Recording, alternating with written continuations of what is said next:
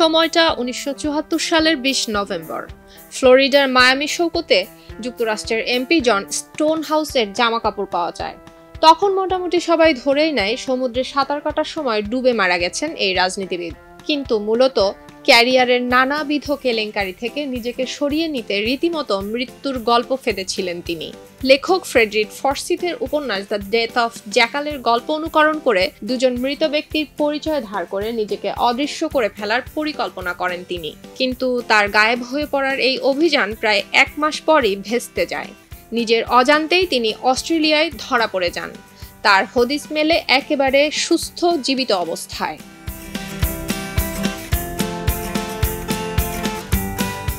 পুরোপুরি অদৃশ্য হবার আগে নানাবিধ সমস্যায় জর্জরিত ছিলেন জন স্টোনহাউস। সে সময় তার রাজনৈতিক ক্যারিয়ার প্রায় স্থবির হবার পথে, ছিলেন অর্থনৈতিকভাবে মারাত্মক ক্ষতিগ্রস্ত, অভিযুক্ত হন কমিউনিস্ট গুপ্তচর বলেও, এমনকি ছিল সেক্রেটারির সঙ্গে বিবাহ বহির্ভূত সম্পর্ক। এই পরিস্থিতি থেকে বাঁচতেই স্রেফ উধাও হয়ে যাবার ফন্দি আটেন তিনি। এমনকি তার স্ত্রী বারবারা স্টোনহাউসও মনে প্রাণে বিশ্বাস করতে শুরু করেন তার স্বামী একটি মর্মান্তিক দুর্ঘটনার শিকার হয়েছে। এদিকে তার সেক্রেটারি শিলা বাকলেও চারপাশে প্রচার করতে থাকেন এই রাজনীতিবিদের মৃত্যু হয়েছে।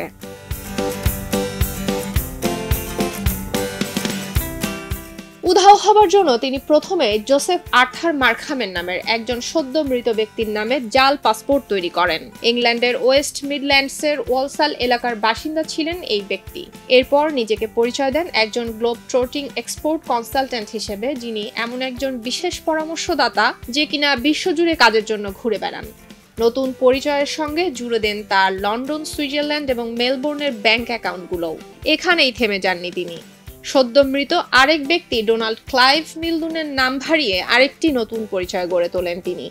নতুন পরিচয় নিয়ে বাঁচার জন্য তার ব্যবসা থেকে প্রচুর পরিমাণে অর্থ একাধিক ব্যাংক অ্যাকাউন্টসেও স্থানান্তরিত করেন।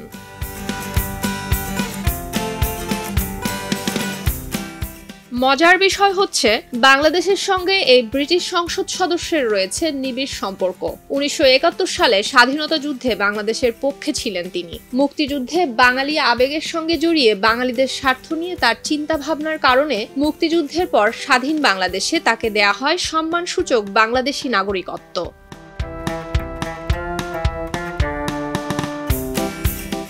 এখন স্বাভাবিকভাবেই কারো মনে প্রশ্ন জাগতে পারে, হঠাৎ বেপাত্তা হয়ে যাওয়ার মতো এই কার্যকলাপকে পরে কিভাবে ব্যাখ্যা করেছিলেন মিস্টার স্টোনহাউস। 1975 সালে কিছু সাক্ষাৎকারে তিনি পরে জানিয়েছেন, শুধুমাত্র সত্য অনুসন্ধান সফরে গিয়েছিলেন তিনি। সেই অনুসন্ধান শুধুমাত্র ভৌগোলিক দিক থেকেই ছিল না, রাজনৈতিক সত্তা এবং ব্যক্তি সত্তার দিক থেকেও ছিল।